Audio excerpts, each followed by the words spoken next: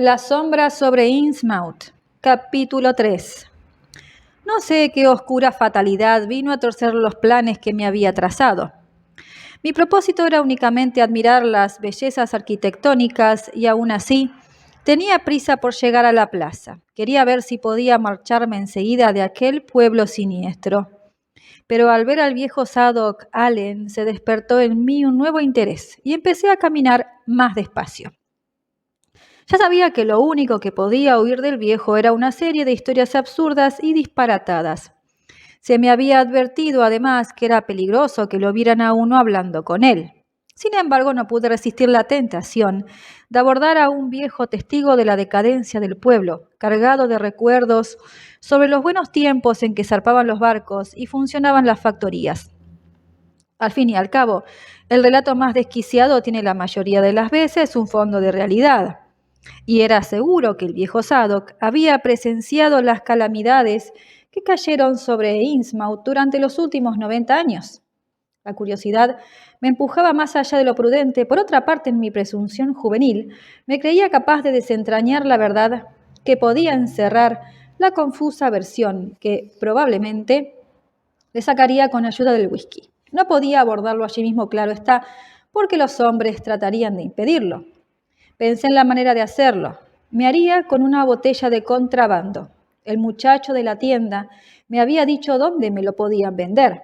Después pasaría por el cuartel de bomberos, como por casualidad, y le hablaría en cuanto se me presentara la ocasión. El dependiente me había dicho también que el viejo Zadok era muy inquieto y que rara vez permanecía sentado 2 horas seguidas. Me resultó fácil, aunque no barato, hacerme con un cuarto de botella de whisky en la trastienda de un establecimiento de artículos diversos que había a la salida de la plaza, en Elliot Street. El tipo que me despachó tenía la misma pinta de Innsmouth que los demás, aunque fue muy amable a su modo, tal vez por estar acostumbrado a tratar con los forasteros, carreteros, compradores de oro y gentes así, que estaban de paso en el pueblo. Al llegar a la plaza vi que estaba de suerte. Por la esquina del Hillman House, surgiendo de Payne Street, apareció nada menos que la flaca figura del mismísimo Zadok Allen. Como tenía pensado, atraje su atención ostentando la botella. No tardé en comprobar, al torcer por Payne Street en busca de un lugar solitario, que el viejo me seguía con paso torpe. Me orienté por el plano del muchacho de la tienda. Busqué un paraje desierto y abandonado que había visto antes, al sur del barrio del puerto, donde no se veían más seres vivientes que los pescadores, allá lejos. Crucé unas pocas manzanas más y perdí de vista incluso a estos testigos remotos. Llegué por fin a un embarcadero abandonado, realmente solitario. Allí podía interrogar a mis anchas al viejo Zadok sin que nadie nos viera. Antes de llegar a Main Street, oí un señor, débil y jadeante a mi espalda. Dejé que el viejo me alcanzara y le permití que echara un buen trago. Empecé a tantearlo mientras caminábamos en medio de aquella desolación entre fachadas ruinosas y torcidas. Pronto me di cuenta de que el viejo no soltaba la lengua tan pronto como yo había supuesto. Finalmente llegamos a un solar invadido de hierba, rodeado de unas tapias desmoronadas, excepto por donde daba a un muelle cubierto de algas. Las rocas musgosas junto al agua proporcionaban unos asientos aceptables y el lugar estaba al resguardo de miradas indiscretas, oculto por un malecón en ruinas que teníamos atrás. Pensé que este era el sitio ideal para mantener una larga conversación, así que conduje allí a mi compañero y tomamos asiento en las rocas. El ambiente era de abandono y de muerte. El olor a pescado resultaba insufrible, pero nada me haría desistir de mi propósito. Tenía unas 4 horas por delante si quería tomar el autobús de las 8 para Arkham. Le pasé otro poco la botella al viejo y mientras me dispuse a tomar mi escasa comida. Procuré que el viejo no bebiera demasiado porque no deseaba que su locuacidad se convirtiera en sopor. Al cabo de una hora empezó a dar muestras de ceder en su obstinada reserva, aunque para desilusión mía continuó soslayando mis preguntas sobre Innsmouth y su tenebroso pasado. Se limitaba a hablar de temas generales, poniendo de manifiesto un gran conocimiento de la actualidad periodística y una marcada tendencia a filosofar a la manera sentenciosa de los campesinos. Llevábamos ya casi 2 horas y yo empezaba a temer que el cuarto de whisky no fuera a resultar suficiente. Me pregunté si no sería mejor ir un momento a comprar más. Pero justo cuando me disponía a levantarme, la casualidad hizo lo que mis preguntas no habían logrado hasta el momento, y las divagaciones del anciano tomaron un derrotero que al instante despertó mi interés.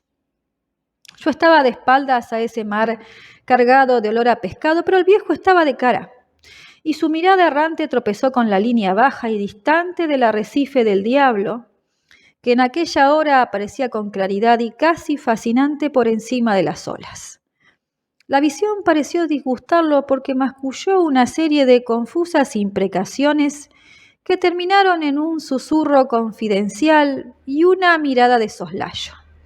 Se inclinó hacia mí, me aferró la solapa y empezó a hablar en voz muy baja.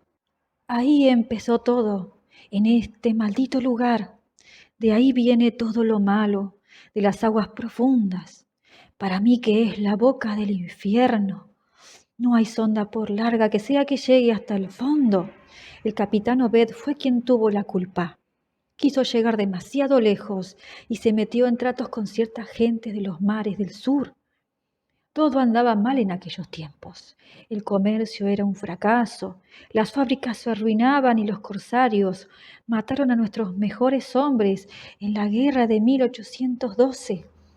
Otros naufragaron, como los del bergantín Elysee y el lanchón Ranger, que eran de Hillman los dos. Obed Marsh tenía una flota de 3 barcos, el bergantín Columbine, el Hetty y la corbeta Sumatra Queen. Fue el único que siguió con el tráfico de las Indias Orientales y el Pacífico, aparte la goleta Mallory Bride de Esdras Martin, que hizo una salida el año 28. Nunca ha habido otro como el capitán Obed, hijo de Satanás. Todavía me parece que lo veo soltando pestes y llamando idiotas a todos, porque iban a la iglesia y aguantaban sus miserias sin protestar. Decía que había dioses mejores, que las divinidades de las Indias proporcionaban pescado a cambio de los sacrificios y que esos sí que escuchaban las plegarias de las gentes. Matt Elliot, su mejor amigo, también hablaba bastante, solo que incitaba a las gentes a hacer herejías de paganos. Según decía, había una isla al este de Otaheite con una gran cantidad de ruinas de piedra más viejas que lo más antiguo que nadie pueda conocer. Decía que era como la Ponapé de las Carolinas, solo que con unos rostros esculpidos como los de la isla de Pascua. Allí cerca había también un islote volcánico, donde existían unas ruinas completamente estropeadas, como si hubieran estado mucho tiempo bajo el agua, y representaban unos monstruos espantosos. Pues bien, señor, Matt les decía a las gentes que los nativos aquellos tenían todo el pescado que les cabía a bordo, y joyas valiosas, y brazaletes, y coronas, todo fundido en no sé qué especie de oro, con motivos labrados imitando los seres monstruosos esculpidos en las ruinas del islote. Eran como ranas que parecían peces o peces que parecían ranas, y estaban en todas las posturas tal como seres humanos. Nadie sabía de dónde habían sacado aquellos tesoros ni cómo se las arreglaban para pescar tanto, cuando en las islas vecinas apenas se sacaba para malvivir. Con que Matt también se extrañó, lo mismo que el capitán Obed, y éste observó además que cada año desaparecía la flor de la juventud y que no se veían viejos. A la vez empezó a notar que algunos tipos tenían un aspecto demasiado raro, aún para ser canacos. Por último, Obed descubrió la verdad. No sé cómo se las arregló, pero empezó comprándoles los objetos de oro que usaban. Les preguntó de dónde lo sacaban y si había más, y finalmente le sacó toda la verdad al viejo jefe. Walaquea se llamaba. Otro, que no fuera Obed, no se habría creído lo que le contó el viejo del demonio, pero el capitán leía en los ojos de las personas como en un libro abierto. Je, je. A mí tampoco me cree nadie cuando me pongo a contarlo, y supongo que usted tampoco, aunque ahora que me fijo tiene usted la misma mirada que el viejo Obed. La voz del viejo se hizo aún más susurrante. Su acento era tan sincero y terrible que me estremecí, aun cuando sabía que su relato no era más que una fantasía de borracho. Pues bien, señor, Obed se enteró de cosas de las que mucha gente no ha oído hablar de la vida, ni las creería nadie si las oyera. Parece que estos canacos sacrificaban montones de muchachos y muchachas a una especie de divinidades que vivían bajo la mar y obtenían toda clase de favores a cambio. Se reunían con aquellos seres en el islote entre las extrañas ruinas y parece que las imágenes monstruosas de peces rana estaban copiadas de aquellos seres. Seguramente eran esas bestias que salen en todos los cuentos de sirenas y cosas por el estilo. Tenían muchas ciudades en el fondo y la propia isla había salido de las profundidades. Parece que cuando el islote salió a la superficie, todavía quedaban algunos de estos seres vivos entre las ruinas. Y los canacos se dieron cuenta de que debía haber muchos más en el fondo del océano, con que en cuanto se atrevieron, empezaron a hablar con ellos por señas y llegaron finalmente a un acuerdo. A esos seres les gustaban los sacrificios humanos. Hacía mucho habían subido también a la superficie y habían hecho sacrificios, pero finalmente habían perdido contacto con el mundo de arriba. Sabe Dios lo que harían con las víctimas. Me figuro que Obed prefirió no preguntarlo. Pero a los paganos no les importaba demasiado porque atravesaban una racha difícil y estaban desesperados. Así que 2 veces al año entregaban cierto número de jóvenes a los seres del mar, la noche de Walpurgis y la de difuntos. También les daban algunas baratijas talladas que sabían hacer. A cambio, las bestias marinas se comprometían a darles grandes cantidades de pescado y ciertos objetos de oro macizo. Pues, como digo, los nativos se reunían con esos seres en el islote volcánico. Iban en canoas con las víctimas y demás, y regresaban con las joyas de oro que les entregaban. Al principio los seres aquellos no querían ir a la isla grande, pero de pronto un día dijeron que sí, que querían ir. Se conoce que les apetecía mezclarse con la gente y festejar con ellos sus días señalados, la noche de Walpurgis y la de difuntos. Como ve, podían vivir dentro o fuera del agua, o sea, que eran anfibios, como decimos nosotros. Los canacos les advirtieron que los habitantes de las demás islas los matarían si se enteraban de que estaban allí, pero ellos dijeron que no se preocuparan, que tenían poderes suficientes para destruir a toda la raza humana, menos a los que tenían no sé qué señales o signos de los que ellos llamaban primordiales.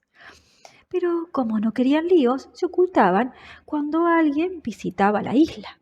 Cuando les llegó la época de celo a aquellos seres con pinta de sapo, los canacos pusieron reparos, pero entonces se enteraron de algo que les hizo cambiar de opinión.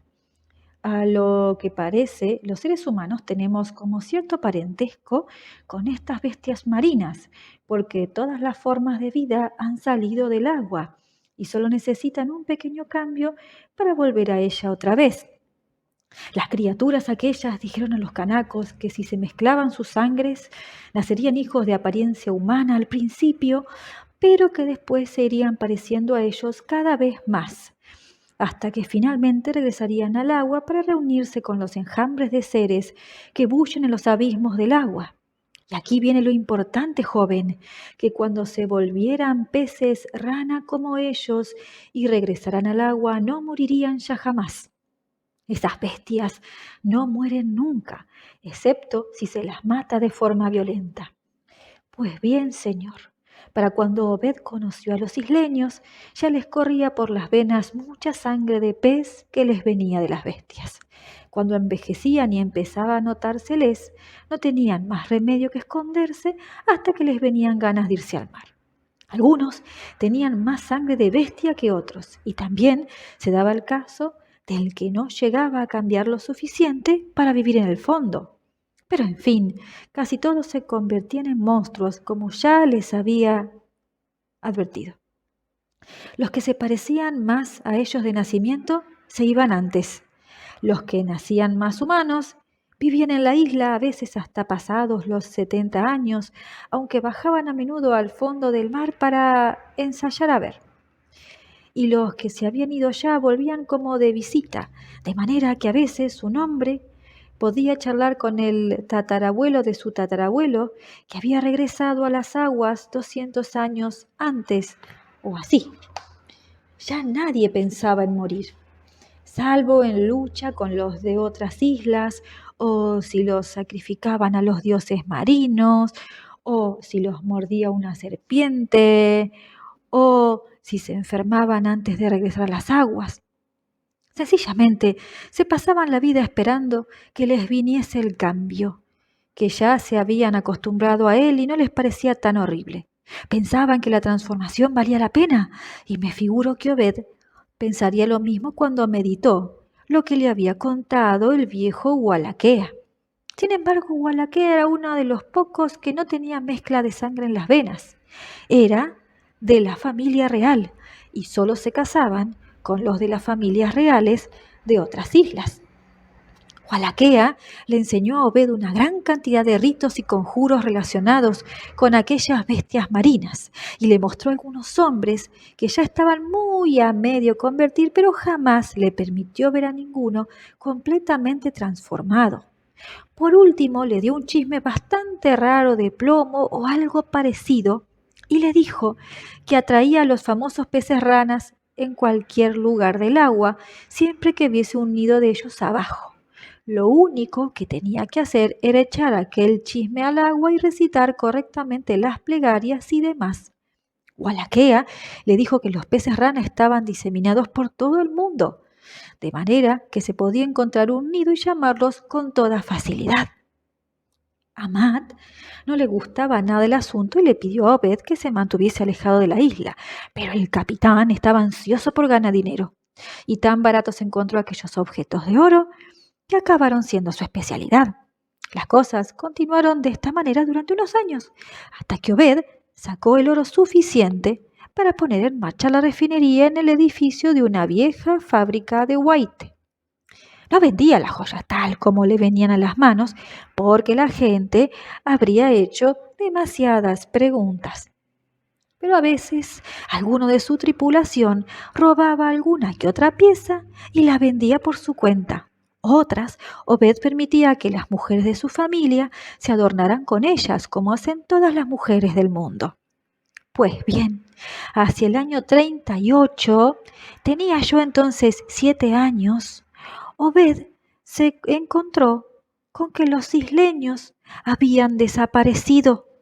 Parece ser que los de las otras islas habían oído contar lo que pasaba y decidieron cortar por lo sano. Para mí, que debían tener algunos de esos viejos símbolos mágicos que, como decían los monstruos marinos, eran lo único que los asustaba. Ya se sabe que los canacos son unos linces, y no le quiero decir si ven aparecer de pronto una isla con ruinas más antiguas que el diluvio, y lo que tardan en ir a ver de qué se trata. El caso es que no dejaron títere con cabeza ni en la isla grande ni en el islote volcánico, salvo las ruinas que eran demasiado grandes para derribarlas.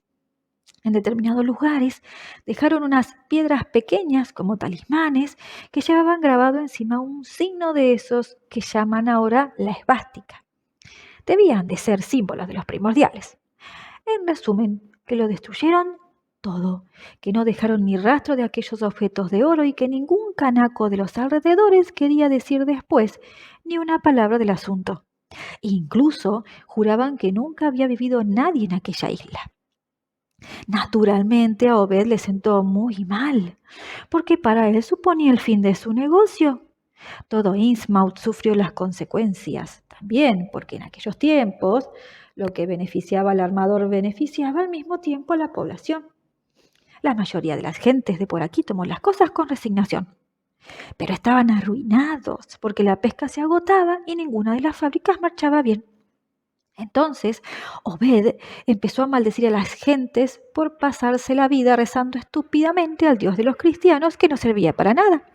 Les dijo que él conocía otros pueblos que rezaban a ciertos dioses que concedían de verdad lo que se les pedía. Y dijo que si conseguía un puñado de hombres decididos a secundarlo, él se las apañaría para encontrar la protección de esos poderes capaces de proporcionarles abundante pesca y también algo de oro. Naturalmente, los marineros del Sumatra Queen, que habían estado en la isla, comprendieron enseguida lo que quería decir, y a ninguno le hizo mucha gracia tener que arrimarse a los monstruos marinos, pero había muchos que no sabían nada de aquello, y les hizo mucha impresión lo que Obed dijo de estos dioses nuevos, o viejos, según se mire, y empezaron a preguntarle cosas sobre esa religión que tanto prometía. Aquí, el anciano se detuvo tembloroso, soltó un gruñido y se sumió en una silenciosa meditación. Lanzó una mirada por encima del hombro con nerviosismo y luego volvió a contemplar, fascinado, la línea negra del lejano arrecife. Le pregunté algo y no me contestó. Comprendí que debía dejarle terminar la botella. La desquiciada historia que estaba escuchando me interesaba profundamente porque, a mi entender, se trataba de una especie de alegoría que expresaba de manera simbólica el ambiente malsano de Innsmouth visto a través de una fantasía desbordante e influida por todo tipo de leyendas exóticas. Ni por un momento se me ocurrió creer que el relato tuviera el menor fundamento y sin embargo en él palpitaba un auténtico terror, tal vez por el hecho de aludir a aquellas joyas extrañas que tanto me recordaban a la tiara que había visto en Newburyport. Después de todo, lo más probable era que aquel ornamento procediera de alguna isla perdida y que el extravagante relato de Zadok fuera una patraña más del difunto Obed y no un delirio suyo de borrachín. Le alargué la botella y el viejo la apuró hasta la última gota. Soportaba el alcohol de una manera asombrosa. A pesar de la cantidad de whisky ingerido, no se le trabó la lengua ni una vez. Después de apurar la botella, lamió el gollete y se la metió en el bolsillo. Luego comenzó a cabecear y a susurrar para sí cosas inaudibles. Me acerqué más a él para ver si le entendía alguna palabra y me pareció sorprenderle una sonrisa burlona tras sus bigotes hirsutos y manchados. Efectivamente, estaba hablando y pude entender qué decía. Pobre Matt, no se estuvo quieto, no. Intentó poner a la gente de su parte y habló muchas veces con los predicadores, pero no sirvió de nada. Al sacerdote congregacionista lo echaron del pueblo. El metodista se largó. Al anabaptista, que se llamaba Resolved Babcock, no se le volvió a ver. Ira de Jehová. Yo no era más que un chiquillo, pero oí lo que oí y vi lo que vi. Dagón y Astarot, Belial y Belcebú, el becerro de oro y los ídolos de Canaán y de los filisteos, abominaciones de Babilonia, Mene, Tekel, Uparsin. Nuevamente se detuvo. Me pareció, por la mirada acuosa de sus ojos azules, que se encontraba muy cerca de la embriaguez, pero cuando lo sacudí levemente del hombro, se volvió con asombrosa vivacidad y soltó unas cuantas frases aún más sibilinas. ¿Con que no me cree? Entonces, dígame usted, joven, ¿por qué se iba el capitán Obed de noche en bote?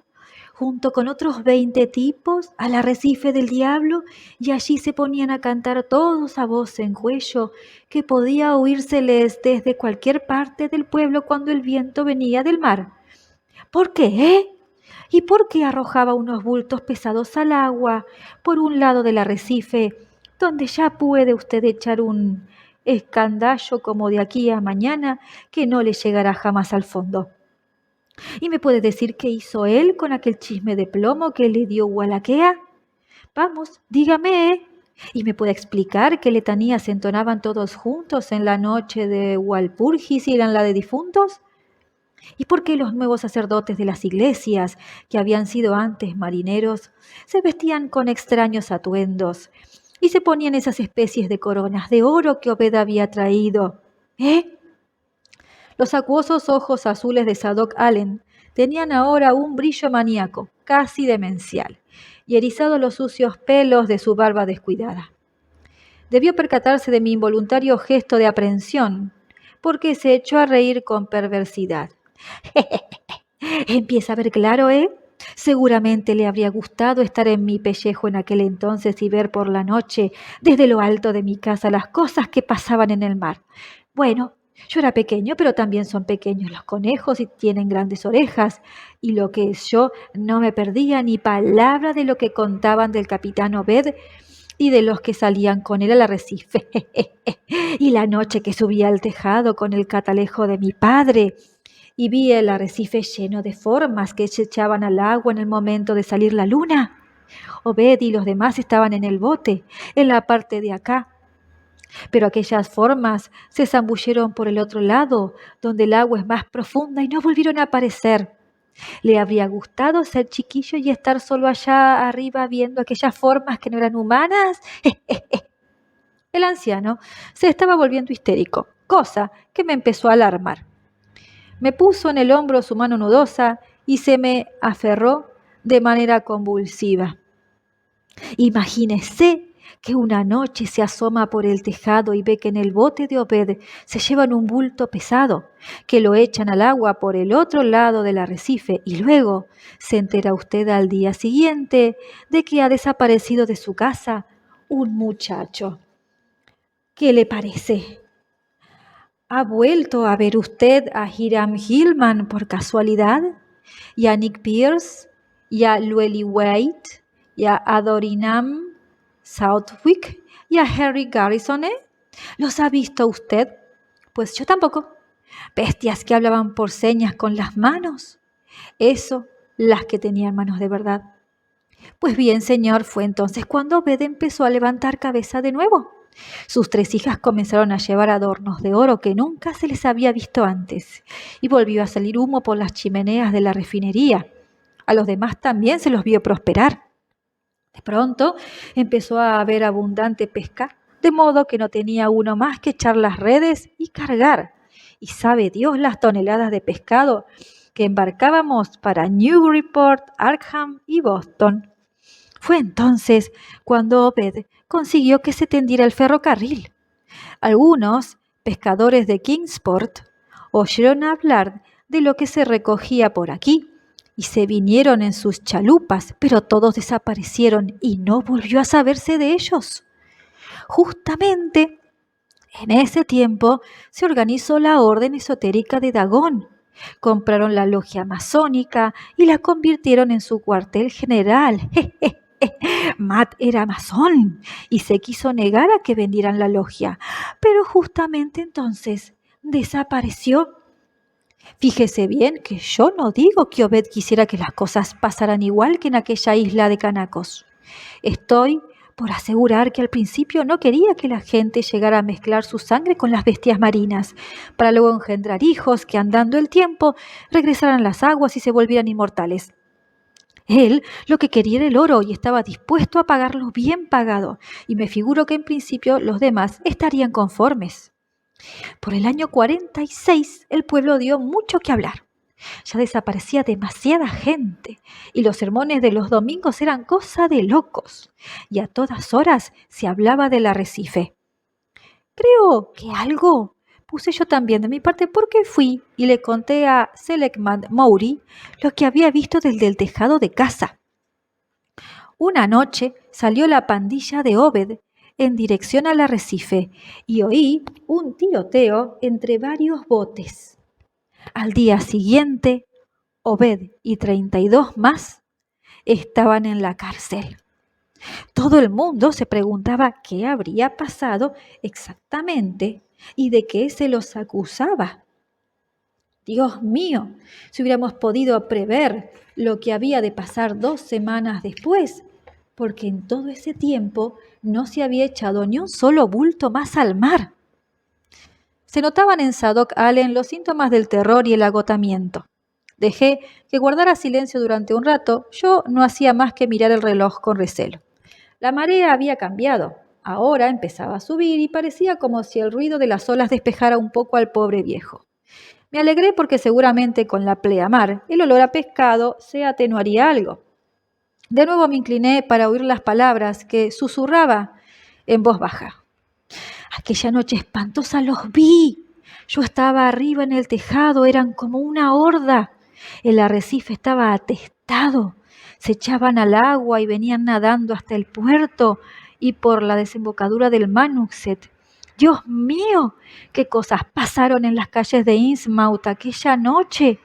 Llegaron hasta nuestra puerta y la golpearon, pero mi padre no quiso abrir.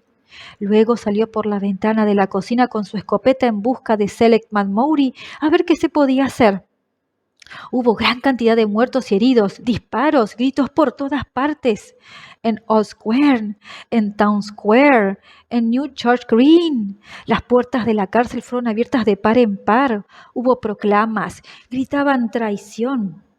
Después, cuando vinieron al pueblo las autoridades del gobierno y encontraron que faltaba la mitad de la gente, se dijo que había sido la peste.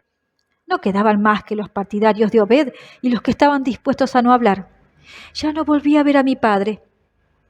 El anciano jadeaba, sudaba copiosamente. Su mano me atenazaba el hombro con furia. A la mañana siguiente todo había vuelto a la normalidad, pero los monstruos habían dejado sus huellas. Obed tomó el mando y dijo que las cosas iban a cambiar.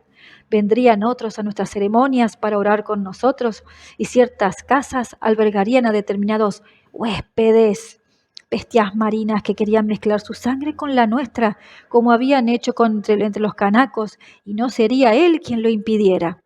Obed estaba muy comprometido en el asunto. Parecía como loco. Decía que nos traerían pescado y tesoros y que había que darles lo que querían. Aparentemente todo seguiría igual, pero nos dijo que teníamos que esquivar a los forasteros por nuestro propio bien. Todos tuvimos que prestar el juramento de Dagón. Más tarde hubo un segundo y un tercer juramento que prestaron algunos de nosotros. Los que hiciesen servicios especiales recibirían recompensas especiales, oro y demás.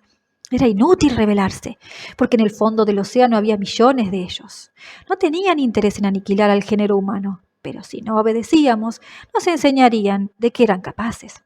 Nosotros no teníamos conjuros contra ellos, como los de las islas de los mares del sur, porque los canacos no revelaron jamás sus secretos. Había que ofrecerles bastantes sacrificios, proporcionarles baratijas y albergarlos en el pueblo cuando se les antojara. Entonces nos dejarían en paz. A ningún forastero se le debía permitir que fuera por ahí con historias. En otras palabras, prohibido espiar.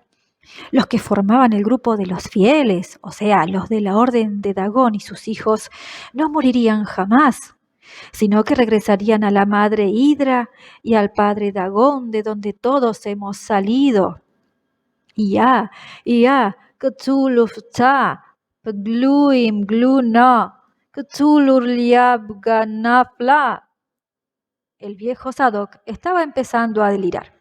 Pobre hombre, aquel lastimosas alucinaciones se veía arrastrado por culpa de la bebida y de su aversión al mundo desolado que lo rodeaba. Prorrumpió en lamentaciones y las lágrimas le surcaron sus mejillas arrugadas, corriendo a ocultarse entre los pelos de la barba. Dios mío, ¿qué no habré visto yo desde mis 15 años? Mene, tekel, upartzin. Las personas desaparecían, se mataban entre sí. Cuando fueron contándolo por Arkham, Ipswich y por ahí, dijeron que todos estábamos locos, lo mismo que piensa usted ahora de mí, pero Dios mío, la de cosas que he visto. Me habrían matado hace tiempo por lo que sé de no haber prestado el primero y el segundo juramento. Eso es lo que me protege, a menos que un jurado formado por ellos demuestre que he contado deliberadamente lo que sé. El tercer juramento no lo quise prestar, antes muerto que prestarlo. Cuando la guerra civil, la cosa se puso aún peor, porque los niños que habían nacido en el 46 empezaron a hacerse mayores, por lo menos algunos de ellos. Yo estaba asustado. No se me había vuelto a ocurrir ponerme a espiar después de aquella noche, y no he vuelto a ver de cerca ninguna de esas criaturas, ninguna que fuera de pura sangre, quiero decir. Me marché a la guerra, y si hubiera tenido un poco de sentido común, me habría establecido lejos de aquí. Pero me escribieron diciendo que las cosas no iban mal. Me figuro que eso lo decían porque las tropas del gobierno habían ocupado el pueblo. Eso fue en el 63. Después de la guerra, fuimos de mal en peor otra vez. La gente volvió a no hacer nada, las fábricas y las tiendas empezaron a cerrar. El comercio marítimo se paralizó, la arena invadió la dársena del puerto y se abandonó el ferrocarril. Pero esas cosas seguían nadando en la mar y en el río y pululando por el arrecife. Y cada vez se iban tapiando más ventanas en los pisos superiores de las casas y cada vez se oían más ruidos en edificios que se suponían deshabitados. La gente cuenta muchas cosas de nosotros. ¿Algo ha oído usted también a jugar por las preguntas que me hace? Dicen que se ven ciertas cosas por aquí, se habla también de joyas extrañas que aparecen aún de cuando en cuando, no siempre fundidas del todo. Total, nada. Y en el fondo no creen lo que dicen. Piensan que los objetos de oro provienen de un botín que escondieron los piratas y están convencidos de que las gentes de Innsmouth son de sangre extranjera o padecen no sé qué enfermedad. Por otra parte, aquí tratan de echar a los forasteros tan pronto como ponen los pies. Y si se quedan, no les dejan demasiadas ganas de curiosear, sobre todo por la noche. Los animales, recuerdo yo, se encabritaban en cuanto se les ponía delante a alguien de aquí. Los caballos en particular. Más adelante con el automóvil desapareció ese problema. En el 46, el capitán Obed se casó en segundas nupcias, pero a su segunda mujer nadie la ha visto jamás. Decían que él no quería dar ese paso, pero que lo obligaron. Y esta nueva esposa le dio 3 hijos. 2 de ellos desaparecieron a temprana edad, pero el tercero, una niña, salió tan normal como usted o como yo, y la mandaron a estudiar en Europa. Finalmente Obed consiguió casar a esta hija con un pobre desgraciado de Arkham que no sospechaba el pastel. Ahora sería distinto. Nadie quiere tener ya relaciones con gente de Innsmouth. Barnabas Marsh, que lleva hoy la refinería, es nieto de Obed y de su primera mujer, o sea, es hijo de Onesiphorus, el mayor de Obed, pero su madre es otra de las que nadie vio en la calle. Justamente Barnabas está ahora a punto de sufrir el cambio. No puede ya cerrar los ojos y ha perdido la forma humana. Se dice que todavía lleva ropas, pero pronto tendrá que regresar a las aguas. Quizás ya lo haya intentado. Suelen acostumbrarse poco a poco antes de marcharse definitivamente. No se le ha visto en público desde hace lo menos 10 años. No sé qué podrá sentir su pobre mujer. Ella es de Ipswich y los de allí estuvieron a punto de linchar a Barnabas hace 50 años cuando supieron que la cortejaba. Obed murió en el 78 y toda la generación siguiente ha desaparecido ya. Los hijos de la primera esposa murieron. Los demás, Dios sabe. El ruido de la creciente marea iba haciéndose cada vez más intenso, al tiempo que el humor lacrimoso del anciano dio paso a un estado de alerta. Se interrumpía a cada momento, miraba de reojo en dirección al arrecife y a pesar de lo descabellado que resultaba su relato, me contagió su actitud recelosa. La voz de Zadok se hizo más chillona. Era como si tratara de levantarse el ánimo, hablando más fuerte. ¿Por qué no dice nada usted? ¿Le gustaría vivir en un pueblo como este, donde todo se pudre y se corrompe, donde hay unos monstruos escondidos que se arrastran y aúllan y ladran y brincan en sus celdas tenebrosas y en las buhardillas de cada esquina, eh? ¿Le gustaría oír noche tras noche los aullidos que salen de las iglesias y del local de la Orden de Dagón a sabiendas de quién los lanza? ¿Le gustaría oír el vocerío que se levanta de ese arrecife de Satanás cada noche de Walpurgis y cada noche de difuntos, eh? Pero usted piensa que estoy completamente chiflado, ¿verdad? Pues bien, señor, todavía no le he contado lo peor. Zadok gritaba ahora enloquecido y su voz me producía una tremenda turbación. Malditos seáis, no me miréis así, que lo único que he dicho es que Obed Marsh está en el infierno y que se lo tiene merecido. He dicho en el infierno. No podéis hacerme nada. Yo no he hecho ni he dicho nada a nadie. Ah, ¿está usted aquí, joven? En efecto, nunca he dicho nada a nadie, pero ahora mismo lo voy a decir. Siéntese ahí y escúcheme, muchacho, porque esto es un secreto. Ya le he dicho que a partir de aquella noche no volví a espiar, pero así todo uno se entera de las cosas. ¿Quiere saber lo verdaderamente espantoso es? Pues bien, ahí va. Lo espantoso no es lo que han hecho esos peces infernales, sino lo que van a hacer. Llevan años subiendo al pueblo cosas que se traen de los abismos del agua. Las casas que hay al norte del río, entre Water Street y Main Street, están repletas de demonios de esos y de cosas que se han traído. Y cuando estén preparados, digo que cuando estén preparados, ¿ha oído hablar alguna vez del Shoggoth? ¿Eh?